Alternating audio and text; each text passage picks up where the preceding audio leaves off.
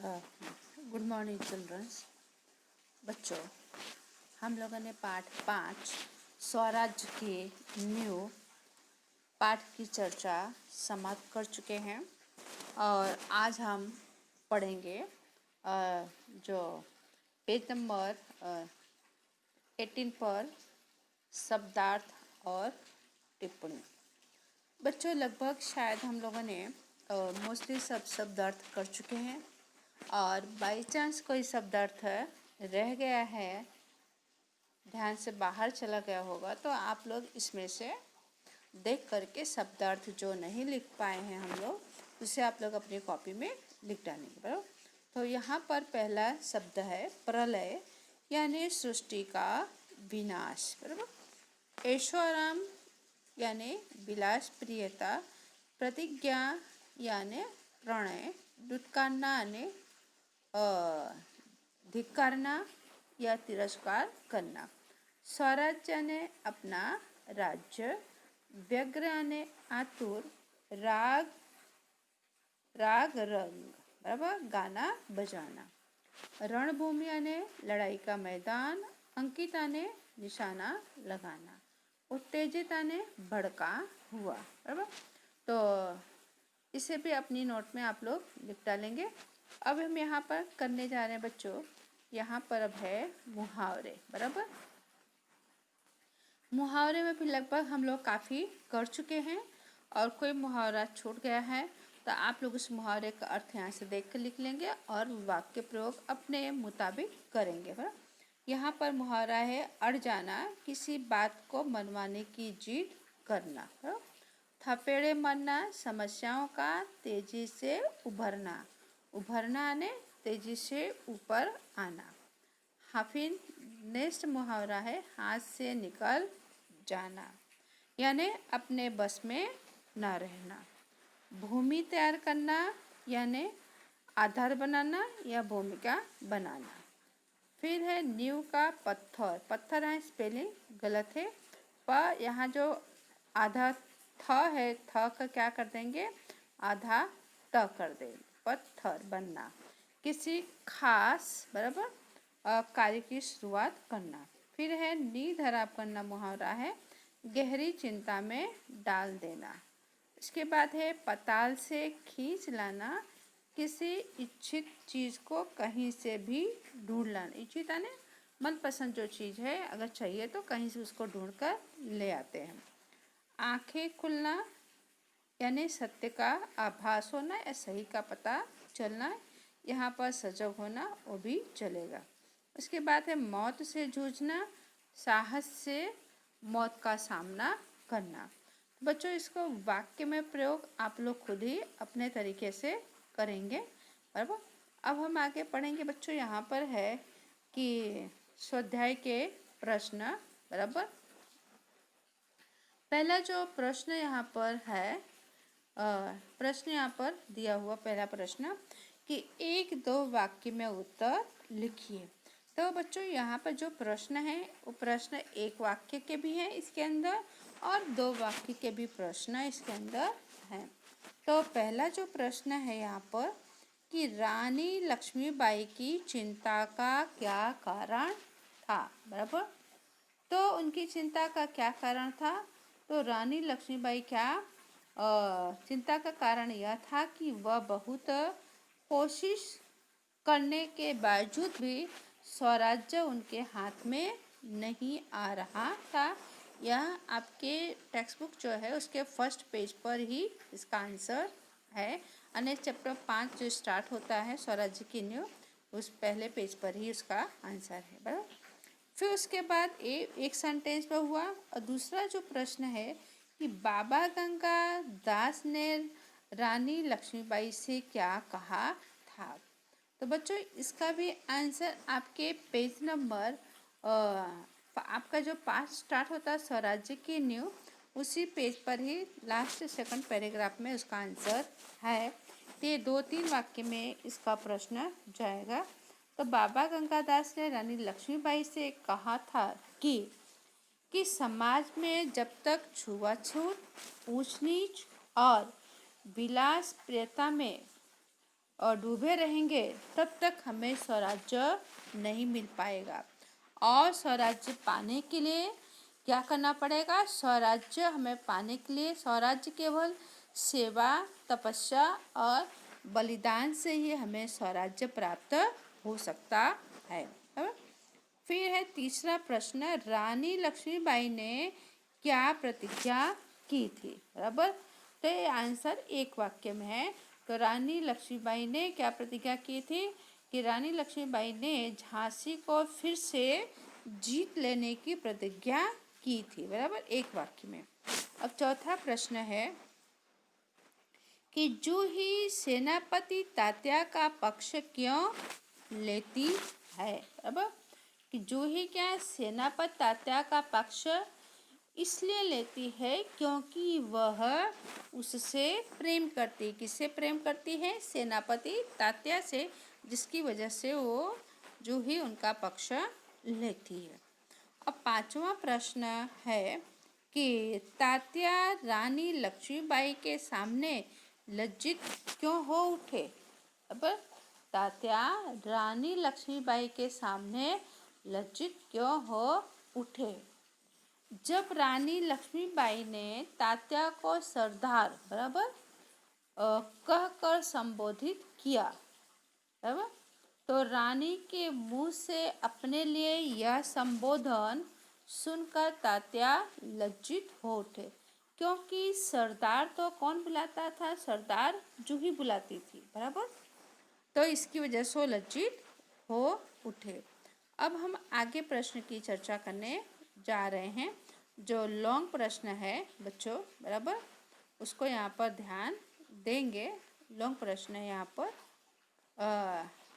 पहला जो प्रश्न यहाँ पर है कि प्रश्न नंबर 2, 5-6 वाक्यों में उत्तर दीजिए। बराबर, पहला प्रश्न है कि मार्ग में हिमालय अड़ने, डरावनी लहरों के थपेड़े मारने, नाविकों के सो जाने से क्या अभिप्राय है? बराबर, ये आंसर आपको फर्स्ट पेज पर ही मिलेगा। जो हमारा पाठ शुरुआत होता है वहीं पर इसका आंसर है।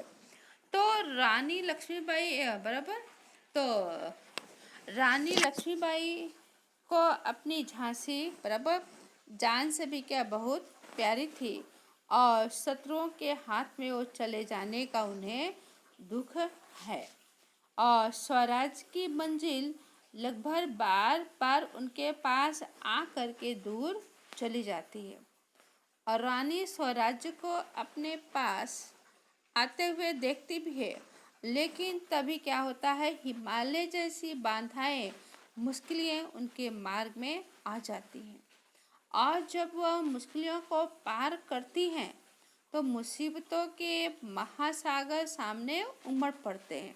यानी कि एक बाधाएं पार करती हैं तो उनके सामने महासागरों जैसी मुसीबतें एक के बाद एक आने लग जाती हैं। तब वे उन्हें पार करना चाहती हैं तो देखती हैं जो नाविक हैं वो सो गए हैं। नाविक कौन है? राव साहेब, तात्या टोपे और बांद्रा के नवाब। ये सब क्या हैं? ये सब विलासिता में डूबे हुए हैं। बराबर, तो जिससे रानी को बहुत चिंता होती है। अब उसके बाद दूसरा जो प्रश्न है कि स्वराज्य की नींव शीर्षक कहाँ तक सार्थक है? प्रस्तुत एकांकी के लिए कोई अन्य शीर्षक दीजिए। शीर्षक आने टाइटल। बराबर, तो स्वराज्य की नींव सन 1857 बराबर कि जो यह महाभारत का प्रथम स्वतंत्रता संग्राम माना जाता है। और इसमें रानी लक्ष्मीबाई, जूही, मुंदर और तात्या टोपे, रामचंद्र, रघुनाथ आदि अनोखी देशभक्ति का परिचय इसमें दिया था। वे सब बलिदान देकर स्वराज्य के नींव के पत्थर बन गए। बाद में इसी एकांकी पात्रों के लिए न्याय, तपस्या, बलिदान की नींव पर ही भारत की आज़ादी की इमारत खड़ी हुई। इसलिए इस एकांकी का शीर्षक स्वराज्य की नींव बिल्कुल सही है। और अन्य शीर्षक हो सकता है कि स्वराज्य की आधारशिला और आज़ादी के वो परवाने। बराबर, देश की आज़ादी और देश की आज़ादी के लिए कुर्बानियाँ, कुछ भी शीर्षक इसका हम आप लोग दे सकते हैं। अब दूसरा प्रश्न छूट गया, सॉरी बच्चों। दूसरा प्रश्न है कि रानी लक्ष्मीबाई देशभक्ति का एक अद्भुत मिसाल है, समझाइए। बराबर, ये प्रश्न हमारा छूट गया है, उसकी चर्चा हम कर लेते हैं। तो रानी लक्ष्मीबाई हमारे इतिहास के एक तेजस्विनी नारी है। स्वराज्य ही उनका अंतिम लक्ष्य है, इसके लिए वो बड़े से बड़ा बलिदान दे सकती हैं। स्वराज्य की नींव बनने में वे अपने जीवन को सार्थक मानती हैं। उन्हें राग रंग से अन्य भोग विलासिता से उन्हें सख्त नफरत है और उन्हें यह चिंता है कि स्वराज्य के लिए लड़ रहे उनके जो सैनिक हैं, सैनिक की जो वीरता है वो कलंकित न होने पाए। और सचमुच रानी लक्ष्मीबाई देशभक्ति के लिए, अपने देश के लिए एक अद्भुत, एक अनोखी मिसाल है। तो अब हम बच्चों चौथा प्रश्न की चर्चा यहाँ हम करेंगे कि चौथा जो प्रश्न यहाँ पर है कि प्रस्तुत एकांकी में से उन कथनों को छांटिए जिससे पता चलता है युद्ध की छाया में भी राव साहेब वैभव विलास में डूबे हुए हैं। बराबर, कथनों को, बराबर, सेंटेंस को उसमें से अपने पाठ में से हमको ढूंढना है कि युद्ध की छाया में भी राव साहेब वैभव विलास में क्या है, डूबे हुए हैं। यानी कि सामने युद्ध करना है और उनके इस वाक्य से हमें पता लगाना है। तो यहाँ पर हम देखेंगे कि यहाँ पर जो है जानते हो, जो ही कहते जानते हो महारानी, हम विलासिता में डूब गए हैं।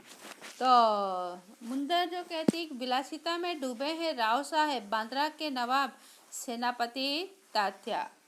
तो लक्ष्मीबाई कहते जूही ने उन्हें रोका है। मुंदर, मैं जानती हूँ, जब राव साहब के लिए बुलाने इसे आए थे तो इसने उनको बुरी तरह फटकार दिया। क्यों बुलाने आए थे? क्योंकि लोग विलासिता में डूबे हुए थे और जूही को नृत्य करने के लिए बुलाने के लिए आए थे, लेकिन जूही वहाँ गई नहीं। बराबर, अब यहाँ पर है कि आश्रय स्पष्ट कीजिए। बराबर, क्या करना है? अब हमें आश्रय स्पष्ट करना है। तो आश्रय स्पष्ट आने के शायद आप लोगों ने इंग्लिश में भी, गुजराती में भी चीज़ आप लोगों ने सीखा होगा। आप लोगों को बच्चों शायद पता भी होगा कि जैसे जब हम आश्रय स्पष्ट करते हैं तो जिस पार्ट में से जो भी कोटेशन होता है, हमें उसके राइटर के बारे में हम चर्चा करते हैं। तो पहला जो है यहाँ पर हम देखते हैं कि फर्स्ट यहाँ पर जो है कि, बराबर, यहाँ पर जो फर्स्ट है कि स्वराज्य प्राप्ति से बढ़कर है स्वराज्य की स्थापना के लिए भूमि तैयार करना, स्वराज्य की नींव का पत्थर बनना। पत्थर की मात्रा यहाँ पर गलत है, तो आप इसको इस तरह से लिख सकते हैं कि स्वराज्य की नींव के पाठ में से लिया गया है, जिसके लेखक विष्णु प्रभाकर हैं। विष्णु प्रभाकर का जन्म, बराबर, मुजफ्फरपुर जिले मोनरपुर गांव में हुआ था और इनकी प्रारंभिक शिक्षा गांव में ही हुई थी। और इन्होंने देश के प्रति एकांकी नाटक लिखे और इनके अंदर स्वदेश प्रेम और राष्ट्रीय चेतना, समाज सुधार का स्वर इनके अंदर मतलब कि भरा हुआ है और स्वतंत्रता की आवाज़ इन्होंने उठाई थी। अब दूसरा पैराग्राफ में बच्चे लिखेंगे अब इसका जो यहाँ पर दिया हुआ उसके बारे में। तो बता रहे हैं कि इमारत बनाने के पहले इसके लिए हमें क्या भूमि हमें पसंद करना पड़ता है और फिर तब भी मजबूत नींव रखी जाएगी। नींव जितनी मजबूत होगी इमारत भी उतनी ही क्या होगी, मजबूत होगी। जब हम मकान बनाते हैं, बराबर कहते हैं कि जो पहले जो ईंट नींव रखी जाती है, पहली ईंट अच्छी मजबूत होगी, बराबर, तो उसके ऊपर क्या बहुमाली मकान बनाए जा सकते हैं। तो इमारत भी उतनी ही क्या होगी, मजबूत होगी। इसी तरह स्वराज्य पाने के लिए देश और समाज में उसके लिए क्या हमें वातावरण तैयार करना जरूरी है। यह वातावरण लोगों के अंदर वह भाव अपने देश के लिए उनके अंदर जगाया जा सकता है।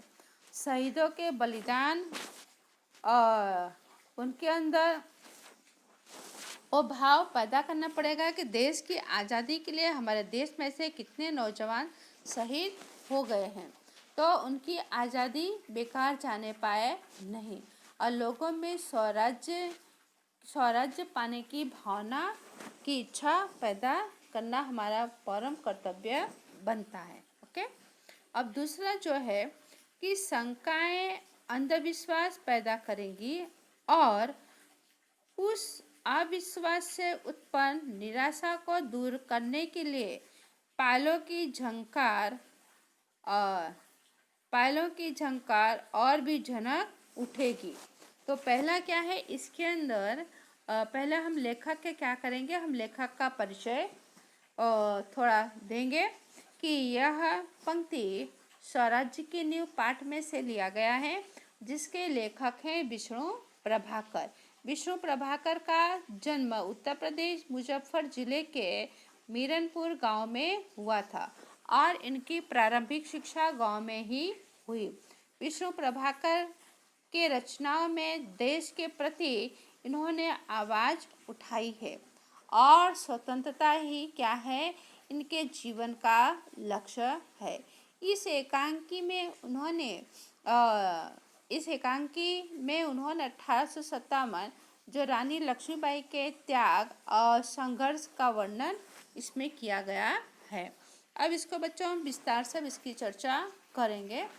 तो यहाँ पर इसका कहने का पूरा तात्पर्य है इस पंक्ति के दूसरे पैराग्राफ में कि बांद्रा के नवाब और राव साहेब आदि रानी के क्या हैं, सहयोगी हैं, बराबर सहयोगी थे और वे अपने स्वार्थ से रानी लक्ष्मीबाई से जुड़े थे। उनमें न देश प्रेम था और न एक दूसरे के प्रति विश्वास था। वे एक दूसरे को शंका की दृष्टि से देखते थे। ऐसे में स्वराज्य की स्थापना की बात उनमें परस्पर अविश्वास बढ़ा सकती थी। अविश्वास उनमें निराशा पैदा करता और फिर उससे उत्पन्न दुख दूर करने के लिए वे राग रंग में डूब जाते हैं, बराबर। अब हम तीसरा हम देखते हैं कि यहाँ पर दोस्तों की ठोकर अविश्वास की खाई को और चौड़ा कर देती है। तो यह पंक्ति स्वराज्य के नींव पाठ में से लिया गया है, जिसके लेखक विष्णु प्रभाकर हैं। विष्णु प्रभाकर की रचनाओं में राष्ट्रीय चेतना, समाज सुधार का वर्णन किया गया है और स्वतंत्रता प्राप्ति के बाद उन्होंने आकाशवाणी दिल्ली केंद्र में उन्होंने अपने विचारों को व्यक्त किया है और इस नाटक में उन्हें स्वराज्य की नींव रखने में स्त्रियों का भी क्या है, बहुत बड़ा योगदान है। अब दूसरे पैराग्राफ लिखेंगे कि इसको समझाना जो दिया है यहाँ पर कि दोस्तों की ठोकर अविश्वास की खाई को और चौड़ा कर देती है। तो उसका विस्तार से हम चर्चा करेंगे कि दोस्ती में एक दूसरों पर विश्वास होता है, बराबर। ऐसे में कोई धोखा दे तो दिल को गहरी चोट पहुँचती है और गहरा विश्वास गहरे अविश्वास में बदल जाता। कब बदलता है? जब किसी पर विश्वास करते हैं और उसके विश्वास से हमें हमारे दिल को चोट पहुंचता है, फिर उस पर हमें विश्वास रहता नहीं है, हम उस पर क्या अविश्वास करने लग जाते हैं और फिर पहले जैसी दोस्ती नहीं रह जाती है। हम लोग उसके साथ बातचीत करते हैं, लेकिन कितना पॉइंट टू पॉइंट बात करते हैं, क्योंकि उस पर हमें किसी भी तरह का विश्वास नहीं रहता है। तो बच्चों, आज हम इतना ही करेंगे, बाकी आने वाले समय में आगे हम चर्चा करेंगे। धन्यवाद।